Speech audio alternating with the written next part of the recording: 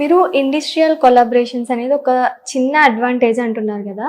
So అంటే ఈ industrial collaborations వల్ల స్టూడెంట్స్కి ఎలాంటి బెనిఫిట్స్ ఉంటుందంటారు? ఇండస్ట్రియల్ కొలాబరేషన్ వల్ల చాలా బెనిఫిట్స్ అనేది ఉంటాయండి. మనము జనరల్గా ఏ ఇంజనీరింగ్ కాలేజ్ బ్రోచర్స్ లేదా ప్రాస్పెక్టర్స్ వాళ్ళ వెబ్సైట్లోకి వెళ్తే కనుక ప్రతి టాప్ కంపెనీ బ్రాండ్ నేమ్ అనేది అక్కడ ఉంటుందండి. ఐబిఎం అవ్వచ్చు, మైక్రోసాఫ్ట్, కాగ్నిజెంట్, యాక్సెంచర్, అమెజాన్, ఇలా ప్రతి కంపెనీ లోగోస్ అనేది చూస్తాం. అది టైఅప్స్ అండి.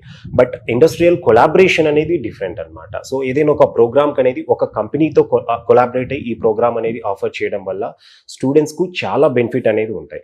సో ఇక్కడ మనం జిడి గోయింకా యూనివర్సిటీలో మల్టిపుల్ కంపెనీస్ తో ఒక్కొక్క కోర్స్ కు ఒక్కొక్క కంపెనీతో మనం కొలాబరేట్ అయ్యి మనం ఆఫర్ చేసే ప్రతి ప్రోగ్రామ్ కూడా ఇండస్ట్రీ అలైన్డ్ ప్రోగ్రామ్ అంటాం ఇక్కడ. సో ఫర్ ఎగ్జాంపుల్ ఇప్పుడు మనం ఐబిఎం తో, యాపిల్ తో, మైక్రోసాఫ్ట్ తో, అలాగే ఎస్టిఎల్ గ్లోబల్ అకాడమీ అవ్వచ్చు, ఎన్విడియా లాంటి ఫేమస్ కంపెనీస్ తోటి మనం కొలాబరేట్ అయ్యి ప్రోగ్రామ్ ఆఫర్ చేస్తున్నాం అనమాట. ఇక్కడ కొలాబరేషన్స్ వల్ల స్టూడెంట్స్ కు 4 బెనిఫిట్స్ అనేది ఉంటాయండి. ఫస్ట్ బెనిఫిట్ విషయానికి వస్తే గనక మోస్ట్ అడ్వాంటేజ్ అనేది ఇక్కడ కరికులం అప్డేషన్ అండి. మనం ఎప్పుడు ఒక సామెత వింటూ ఉంటాం అనమాట, మనం చదివే చదువుకు చేసే ఉద్యోగానికి సంబంధం ఉండదని. దానికి మెయిన్ రీజన్ వచ్చేసరికి అక్కడ ఇండస్ట్రీ వర్క్ చేసే ప్లాట్ఫామ్ అనేది డిఫరెంట్ ఉంటుంది, వాళ్ళు వర్క్ చేసే టెక్నాలజీ వేరు, ఇక్కడ స్టూడెంట్స్ బుక్స్ రూపంలో ట్రైన్ అయ్యేది వేరు ఉంటుంది. సో ఎక్కడ కూడా స్టూడెంట్స్ ఇక్కడ ట్రైనింగ్ లో ఇండస్ట్రీ రిక్వైర్మెంట్ అనేది మ్యాచ్ చేయలేకున్నారు. ఈ గ్యాప్ ను ఫుల్ఫిల్ చేయడంలో ఇండస్ట్రియల్ కొలాబరేషన్ అనేది డెఫినెట్ గా హెల్ప్ అవుతుందండి. ఎందుకంటే ఇండస్ట్రీకి మాత్రమే తెలుసు అండి, కంపెనీస్ కి మాత్రమే తెలుసు ఇప్పుడు ఏ టెక్నాలజీ ఉంది అనేది, అకాడమిషియన్స్ కి అనేది తెలియదు. సో ఆబ్వియస్ గా ఇండస్ట్రియల్ కొలాబరేషన్ ఉంది కాబట్టి ఇక్కడ కరికులం అనేది అప్డేట్ చేయడానికి ఇక్కడ అవకాశం అనేది ఉంటుంది అనమాట. అండ్ దాంతో పాటు ఇక్కడ సెకండరీ అడ్వాంటేజ్ అనేది కరికులం అప్డేట్ చేస్తే సరిపోదండి, ఫ్యాకల్టీ కూడా ఇప్పుడున్న టెక్నాలజీ మీద ట్రైన్ అవ్వాలి. ఎప్పుడో ఒక 20 years 30 years బిఫోర్ ఉన్న టెక్నాలజీ మీద అకాడమిషియన్స్ ట్రైన్ అయ్యారనుకోండి, ఇప్పుడున్న టెక్నాలజీ అనేది వాళ్ళకు కూడా, అంటే కంపెనీస్ లో ఏ టెక్నాలజీ అనేది వాళ్ళకు తెలియదు. సో ఆబ్వియస్ గా వాళ్ళు కూడా ట్రైన్ అవ్వాలి. సో ఇక్కడ ఇండస్ట్రీ అనేది ఆ రెస్పాన్సిబిలిటీ కూడా తీసుకుంటుంది. ముందు ఫ్యాకల్టీని అనేది ట్రైన్ చేయడం జరుగుతుంది, దెన్ ఫ్యాకల్టీ అనేది స్టూడెంట్స్ అనేది ట్రైన్ చేస్తారనమాట ఇక్కడ. సో ఫ్యాకల్టీని ట్రైనింగ్ అనేది కూడా జనరల్ గా వాళ్ళు ఏదో యూట్యూబ్ లో వీడియోస్ లేదా జనరల్ బుక్స్ ద్వారా ఇన్ఫర్మేషన్ గ్యాదర్ చేసే కన్నా కూడా ఇక్కడ కంపెనీ డైరెక్ట్ వర్క్ షాప్స్ అనేది కండక్ట్ చేసి ఫ్యాకల్టీని అనేది ట్రైన్ చేయడం జరుగుతుంది అనమాట. అండ్ దీంతో పాటు థర్డ్ అడ్వాంటేజ్ అనేది స్టూడెంట్స్ కు ఇంటర్న్షిప్స్ అనేది ఉంటాయండి. సో ఇప్పుడు ఇంజనీరింగ్ చదివే స్టూడెంట్స్ మనందరికి తెలిసిందే, ఒక పర్టికులర్ కంప్యూటర్ సైన్స్ ఇంజనీరింగ్ తీసుకుంటే కనుక దాదాపు 14,50,000 స్టూడెంట్స్ అనేది 24-25 అకాడమిక్ ఇయర్లో, అది BTech computer science engineering, general CSE అవ్వచ్చు, స్పెషలైజేషన్స్ అవ్వచ్చు, లేదంటే కొన్ని బిఎస్ ప్రోగ్రామ్స్లో కూడా కంప్యూటర్ సైన్స్ కోర్సెస్ అనేది పర్స్యూ చేసేవాళ్ళు ఇండియా వైడ్గా 14,50,000 మెంబర్స్ అనేది కంప్యూటర్ సైన్స్ ఇంజనీరింగ్ లో జాయిన్ అయ్యారు. ఈ ట్రెండ్ అనేది నెక్స్ట్ 2-3 years లో ఇంకా పెరిగే అవకాశం అనేది ఉందన్నమాట. బయట జాబ్ మార్కెట్ లో తీసుకుంటే కనుక మనకు హార్డ్లీ 2.5 lakh స్టూడెంట్స్ కి మాత్రమే ఇక్కడ ఆపర్చునిటీస్ అనేది ఉన్నాయి సాఫ్ట్వేర్ కంపెనీస్ లో. సో ఇక్కడ కాంపిటీషన్ అనేది ఎక్కువ ఉంది కాబట్టి స్టూడెంట్ నాలెడ్జ్ తో పాటు స్కిల్ అనేది కూడా చాలా ఇంపార్టెంట్. సో స్కిల్ ఎన్ని ప్రాజెక్ట్స్ చేసిన స్టూడెంట్ ఇక్కడ ఎంత క్లాస్ రూమ్ లో కూర్చొని వాళ్ళు లెక్చర్స్ ద్వారా ట్రైన్ అయినా కూడా స్కిల్ అనేది గెయిన్ అవ్వదండి. నాలెడ్జ్ నో డౌట్ ప్రతి నార్మల్ ఇంజనీరింగ్ కాలేజ్ లో కూడా నాలెడ్జ్ గెయిన్ చేసుకోవచ్చు, బట్ స్కిల్ రావాలంటే స్టూడెంట్ డెఫినెట్ గా ఇంటర్న్షిప్స్ ద్వారా కంపెనీస్ అనేది వెళ్లాల్సి ఉంటుందండి.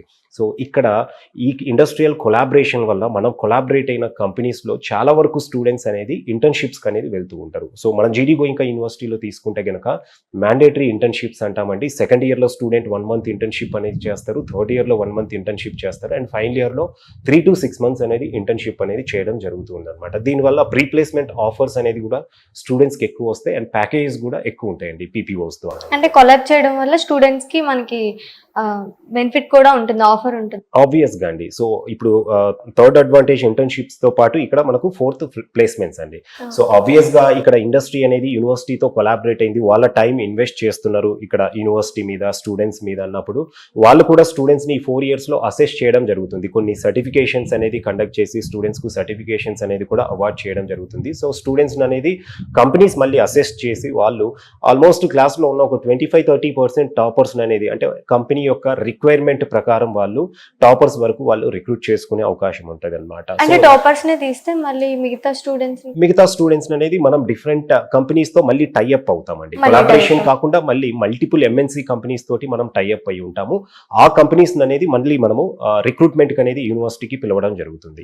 ఇక్కడ కొలాబరేషన్ వల్ల అంటే మెయిన్ మనం ఏదైతే ప్రోగ్రామ్ అనేది ఏ కంపెనీతో కొలాబరేట్ అయ్యామో దాంట్లోనే దాదాపు 25-30% స్టూడెంట్స్ అనేది ప్లేస్ అవుతారండి. అంటే ఇక్కడ ఎంత జాబ్ మార్కెట్ ఎలా ఫ్లక్చువేట్ అవుతున్నా కూడా అట్లీస్ట్ 25-30% అనేది జాబ్ అష్యూరెన్స్ ఉంది కొలాబరేషన్ అనొచ్చు. అండ్ ఇది కాకుండా రిమైనింగ్ 70% స్టూడెంట్స్ అనేది మనము మల్టిపుల్ కంపెనీస్ తో అనేది టైఅప్ అవుతాం. వాళ్ళు మన యూనివర్సిటీస్ అనేది రిక్రూట్మెంట్ కి రావడం జరుగుతుంది. సో అక్కడ స్టూడెంట్స్ అనేది ఇంటర్వ్యూస్ ఫేస్ చేసి మళ్ళీ వాళ్ళు జాబ్ అనేది సంపాదించే అవకాశం అనేది మనం సార్ ఇప్పుడు మనం చూసుకుంటే మన యూనివర్సిటీనే పెట్టి నేను మాట్లాడట్లేదు, బయట ఉన్న యూనివర్సిటీని కూడా ఆలోచించినట్టయితే ప్రతి ఒక్క యూనివర్సిటీకి కూడా లక్షల్లో కాదు కోట్లలో ప్యాకేజ్ ఉంటుంది అని చెప్పి అడ్వర్టైజ్మెంట్ ఇవ్వటం కానీ దాని గురించి ప్రతి ఒక్కరికి చెప్పడం కానీ జరుగుతుంది.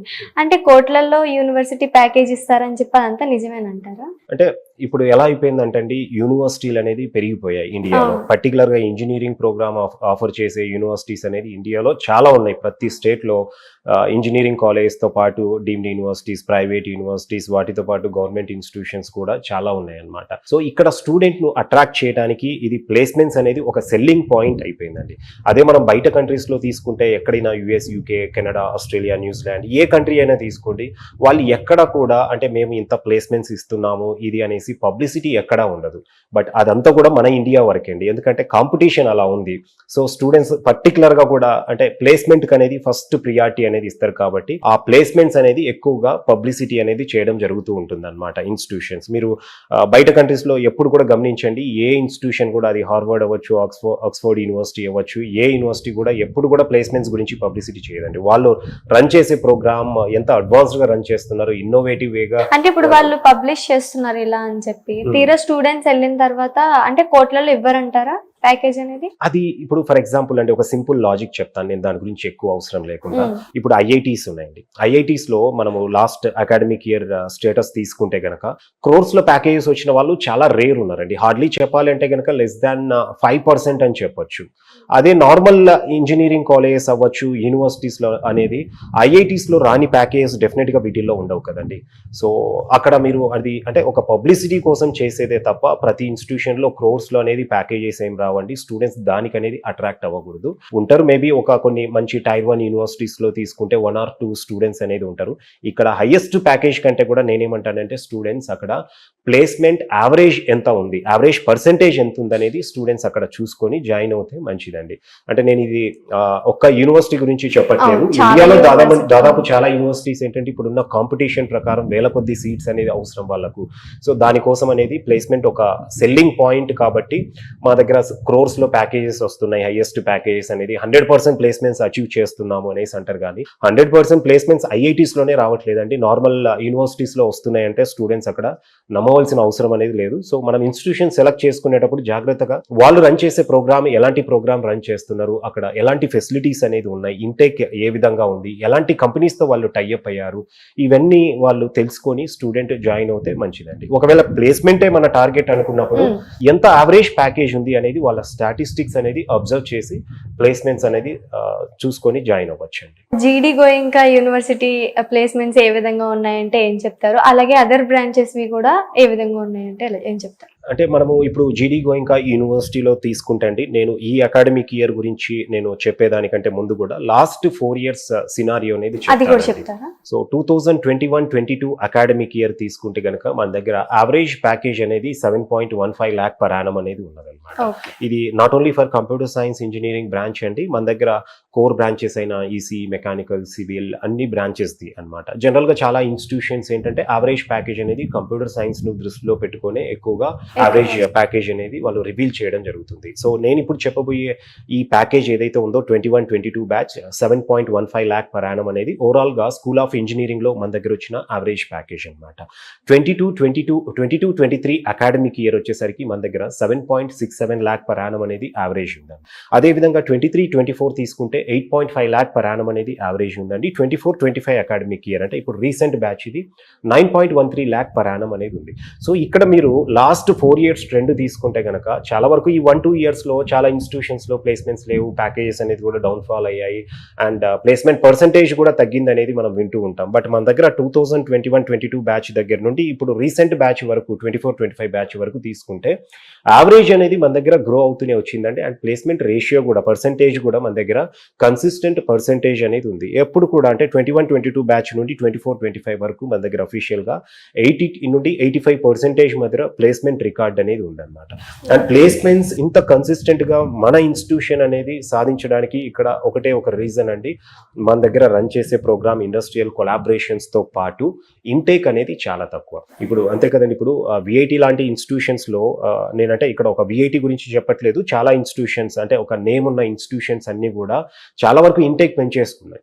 సో ఇంటేక్ పెరగడం వల్ల ఏమవుతుందంటే ఇప్పుడు 10,000 స్టూడెంట్స్లో 2,000, 3,000 ప్లేస్మెంట్స్ అనేది వినపడుతూ ఉంటాయి. సో 10,000లో మనం 3,000 మెంబర్స్కు జాబ్స్ వచ్చాయనేది చూస్తున్నాం, కానీ రాని స్టూడెంట్స్ ఇక్కడ ఎంతమంది ఉన్నారనేది ఆ రేషియో కూడా ఇక్కడ చూసుకోవాలండి.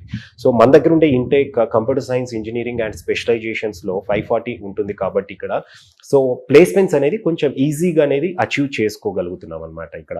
అంతేకాకుండా మన దగ్గర ప్లేస్మెంట్స్ అనేది రావడానికి ఇంకొక మెయిన్ రీజన్ వచ్చేసరికి ఇంటర్న్షిప్స్ అండి. సో ప్రతి స్టూడెంట్ జనరల్గా చాలా Tier 1 యూనివర్సిటీస్ కూడా స్టూడెంట్కు third year, final year internships అనేది వాళ్ళని మోటివేట్ చేయడం జరుగుతుంది, ఎంకరేజ్ చేయడం జరుగుతుంది. మన దగ్గర స్టార్టింగ్ ఫ్రమ్ సెకండ్ ఇయరే ఇక్కడ స్టూడెంట్స్ వచ్చేసరికి ఇంటర్న్షిప్స్ అనేది వెళ్తూ ఉంటారండి.